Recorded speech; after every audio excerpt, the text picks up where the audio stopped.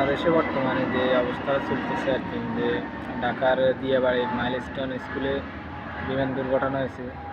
আসলে নিজেকে শান্ত রাখতে পারতেছি না আর কি। আর এই যে এত দূর থেকে, দেশ থেকে এত দূর থাকার পরেও দেশের প্রতিনিয়ত এত খারাপ খারাপ খবরগুলো আসতেছে আর কি।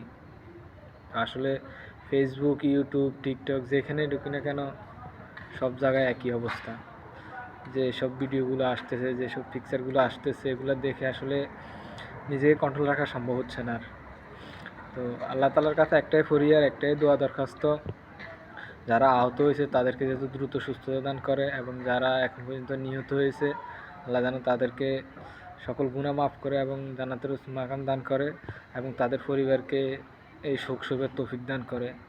আসলে তেমন বলার কিছু নাই, আমরা দূর থেকে সব কিছু দেখিয়ে যাইতে পারতেছি, তাদের জন্য কিছুই করতে পারতেছি না। কারণ আমাদের করার মতন তেমন কিছু নাই এখান থেকে। এই দূর দূর প্রবাসে থেকে আমাদের তেমন কিছু করার নাই, দোয়া করা ছাড়া তাদের জন্য আমাদের আর কিছুই করার নাই। আর আপনারা যারা দেশে আছেন, দয়া করে কেউ কোনো ঝামেলা সৃষ্টি করেন না ওই জায়গাগুলোতে। যদি পারেন সহযোগিতা করেন। এখনও অনেকে হসপিটালে রক্তের প্রয়োজন, বিভিন্ন রক্তের প্রয়োজন এখন, কারণ সবাই তো আর রক্তের গ্রুপ এক না। তো যে যে যা পারেন রক্ত দেওয়ার চেষ্টা করেন, তাদেরকে বাঁচানোর চেষ্টা করেন, তাদের পাশে থাকেন।